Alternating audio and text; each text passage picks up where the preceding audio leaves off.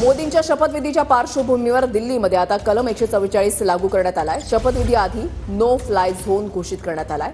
नरेंद्र मोदी उद्या संध्याकाळी 7:15 वाजता शपथ घेणार आहेत। मोदींच्या शपथविधीच्या पार्श्वभूमीवर जोरदार तयारी सध्या सुरू आहे आणि तगडा बंदोबस्त आता केला जातोय। आढावा घेतलेला आहे आमच्या प्रतिनिधींनी, पाहूया। एनडीए सरकारचा शपथविधी सोहळा जो आहे तो उद्या राष्ट्रपती भवनात संध्याकाळी 6 वाजता पार पडणार आणि राष्ट्रपती भवनामध्ये शपथविधी सोहळ्याची तयारी जी आहे ती सुरू झालेली आहे। एनडीए मधल्या घटक पक्षांबरोबरच जे विरोधी पक्षाचे महत्त्वाचे नेते आहेत त्यांना सुद्धा शपथविधी सोहळ्याचं निमंत्रण जे आहे ते राष्ट्रपती कार्यालयाकडून देण्यात आलेलं आहे। काही राष्ट्राचे राष्ट्राध्यक्ष यांना सुद्धा निमंत्रण जे आहे ते राष्ट्रपती कार्यालयाकडून देण्यात आलेलं आहे। उद्या संध्याकाळी 6 वाजता राष्ट्रपती भवनातल्या सेंट्रल हॉलमध्ये शपथविधी सोहळ्याचा कार्यक्रम जो आहे तो पार पडतोय।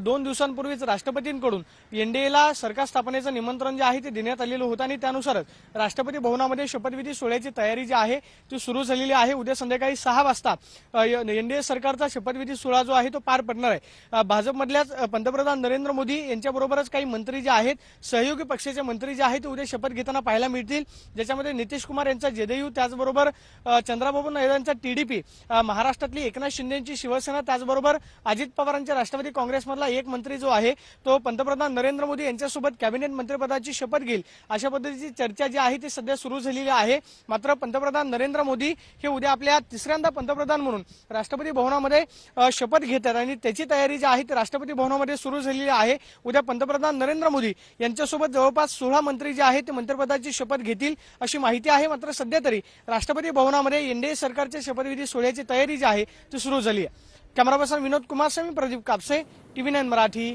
नवी दिल्ली।